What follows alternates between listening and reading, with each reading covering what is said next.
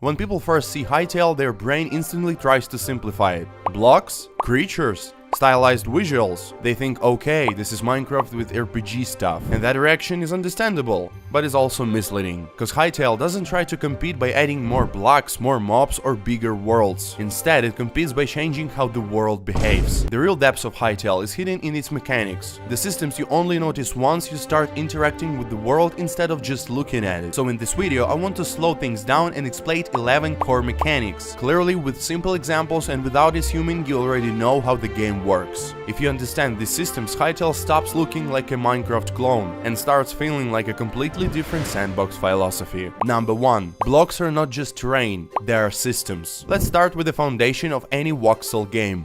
Blocks. In most sandbox games, a block is just terrain. It's something you place, break, replace. Once you leave the area, the block effectively stops existing in any meaningful way. Hytale treats blocks very differently. Many blocks in Hytale have states, conditions, and rules. Think of them less like Lego bricks and more like objects with behavior. For example, wooden materials can react to moisture or environment. Certain blocks can change over time instead of staying static. Some blocks can interact with nearby entities or other blocks. Imagine this scenario. You build a small wooden outpost near a swamp-like area. You leave it for a long time while exploring elsewhere. When you return, nothing is magically destroyed, but parts of your structure might feel different. They are weaker, altered, or behaving in unexpected ways. The world didn't reset while you were gone. It continued to exist. That single idea already changes how you build, where you build, and what materials you choose. Number 2. Crafting is contextual, not absolute. In many games, crafting is extremely binary. You either have the recipe or you don't. You either have the materials or you don't. Hytale softens that rigidity. Crafting results can depend on context, not just ingredients. Context can include tool quality, nearby crafting stations, environment, and world progression. Let's break this down simply. Imagine crafting the same weapon twice, same materials and same recipe, but in first case you're using basic tools and minimal setup. In a second case you're near better stations and you have higher quality tools. The output isn't just some weapon but better stats. It can behave really differently. This makes crafting feel closer to actually making something, instead of pressing a button and watching a progress bar. Number 3. Tools are about interaction, not just power. Most games teach players a very simple rule. Higher tier always better. Wood, stone, iron, diamond. Hytale breaks that mental model. Tools are designed around how they interact with the world, not just how strong they are. Some tools might work faster but less precisely, be slower but safer, interact with specific materials differently, or trigger special behaviors. So instead of axing which tool is strongest, you start axing which tool is correct here. For example, one tool might be perfect for clearing terrain quickly, another might be better for careful construction, and another might be ideal for interacting with dangerous materials. This makes preparation meaningful. You're not just upgrading,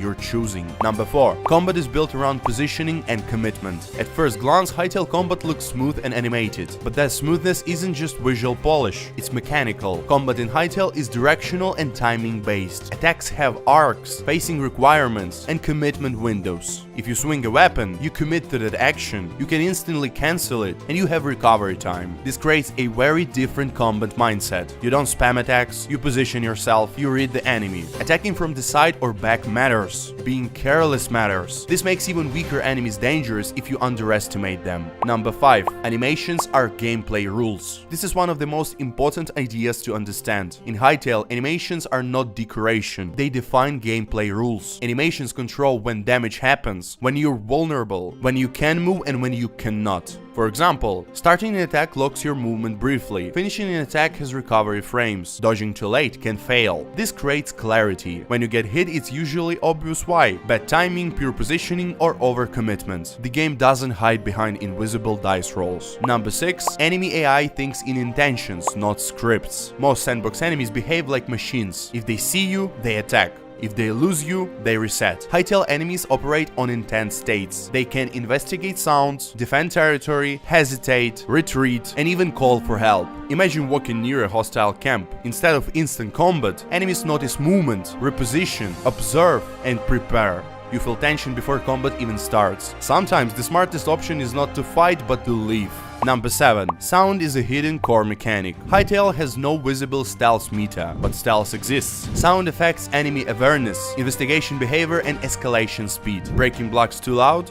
Enemies may investigate. Fighting aggressively, reinforcements may arrive. Silence becomes the strategy. This creates emerging stealth gameplay without explicitly telling the player this is a stealth game. Number 8. Progression is tied to the world, not just the player. This is the mechanic that connects everything. Progression in Hytale is not just about numbers. The world itself progresses. As you advance, new behaviors appear, systems unlock, and consequences become harsher. The same action that was safe early on might trigger a dangerous response later. The game doesn't just make enemies stronger, it expects you to play smarter. Why this design matters? All these mechanics shares one philosophy. Hytale doesn't want you to rush content, it wants you to understand systems. You don't win by grinding harder, you win by observing, adapting, and learning. The world reacts to you and remembers. Number 9. World events are system driven, not scripted. In many games, world events are basically cutscenes with gameplay attached. Something happens because the game decided it should happen right now. Hytale approaches this differently. World events are often the result of multiple systems colliding, and not a single trigger. Think of events as emerging situations, not missions. For example, hostile factions expand their territory over time, certain creatures migrate or become more aggressive, and also environmental conditions can escalate existing threats. So instead of an event starts at midnight, you ignored this region for too long and now the situation evolved. A quiet area can slowly turn dangerous. A dangerous area can spiral into chaos if left unchecked. The important part, the game isn't announcing this with big UI warnings. You discover events by seeing consequences. That makes exploration feel organic, like you're walking into a situation that already existed before you arrived. Number 10. Physics isn't global, it's selective and purposeful. Hytale doesn't simulate full real-world physics everywhere, and that's intentional. Instead, physics is applied only where it creates meaningful gameplay. Certain materials collapse if unsupported, react differently to impact, and transfer force in specific ways. Other materials stay stable to avoid chaos and frustration. This selective physics approach allows controlled destruction, predictable building behavior, and emergent solutions without total randomness. Example, you mine carelessly in a cave. Some materials remain solid, others shift, collapse, or expose new paths. You're not punished by full simulation chaos, but you're also not completely safe. The result is a world that feels alive without becoming unstable or annoying. Number 11. Mods are first-class citizens, not afterthoughts. This is one of Hytale's most underestimated mechanics. Mods are not extra content, they're part of the core design philosophy. The engine is built so that game systems are exposed, behaviors are replaceable, and assets are modular by default. This means modders don't fight the engine, they work with it. A mod can change how combat works, redefine progression, alter world rules, and create entirely new genres. And the important part, mods aren't limited to private worlds. They can be seamlessly integrated into servers. This turns Hytale into less of a single game and more of a platform for games. And that's why comparing it directly to Minecraft misses the point entirely. On the surface, Hytale looks simple, but underneath, blocks have behavior, crafting has context, tools have roles, combat demands commitment, enemies think, sound matters, and the world evolves. Hytale isn't trying to be a sandbox full of toys, it's trying to be a sandbox where the world actually responds to your actions. And that's a much harder and much more interesting thing to build.